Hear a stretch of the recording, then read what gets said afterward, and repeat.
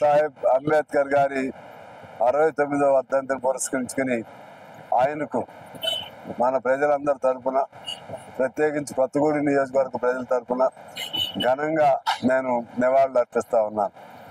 అంబేద్కర్ గారు ఈ భారతదేశాన్ని ఒక మాలగా ఉంటే, వివిధ పుష్పాలతో కూడిన మాలగా ఉంటే, ఆ మాలలో దారం ఎలా అన్నింటినీ కలిపి ఉంచుతుందో, అంబేద్కర్ గారు ఆయన నాయకత్వంలో రూపొందినటువంటి ఆ రాజ్యాంగం ఆ విధంగా సర్వ మతాలు, సర్వ కులాలు అందరూ కలిసి ఉండే విధంగా, అదేవిధంగా చిన్న నిమ్న కులాలు, పేద కులాలు, బడుగు బలహీన వర్గాలు, అలాగే ఆర్థికంగా వెనుకబాటు లేనటువంటి వాడు, అదేవిధంగా సామాజిక న్యాయం పొందినటువంటి వాడు, వాళ్ళందరూ కూడా ఒక ఆశా కిరణంలాగా ఆ రోజుల్లోనే ఆయన పోరాటాలు చేశారు.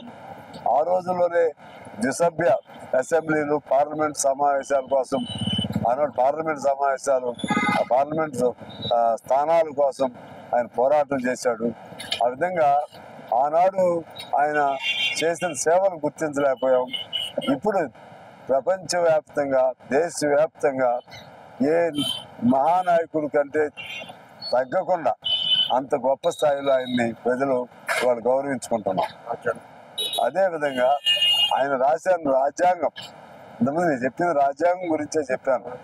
ఆ రాజ్యాంగమే మనందరికీ అది ఒక అనుబంధం, మనందరికీ ఒక కలిపి ఉంచే, ఈ దేశ సమగ్రతను, సమైక్యతను కలిపి ఉంచేటువంటి ఒక సాధనం ఆ రాజ్యాంగం.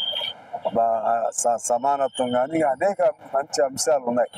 అందువలన మనం అంబేద్కర్ గారిని సర్వదా స్మరించుకోవాలి.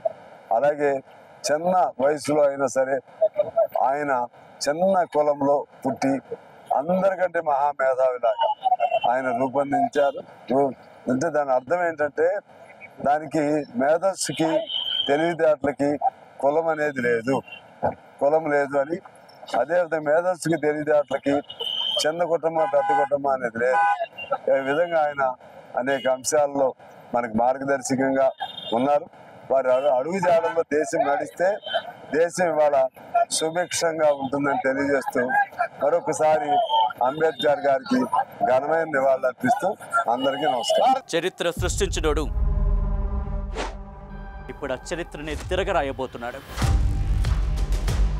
అబద్ధాల గోడల్ని బద్దలు కొట్టి నిజాలను రాగా మీ ముందుంచబోతున్నాడు. నిజమైన వార్తల కోసం వెంటనే డౌన్లోడ్ చేసుకోండి రా యాప్ని.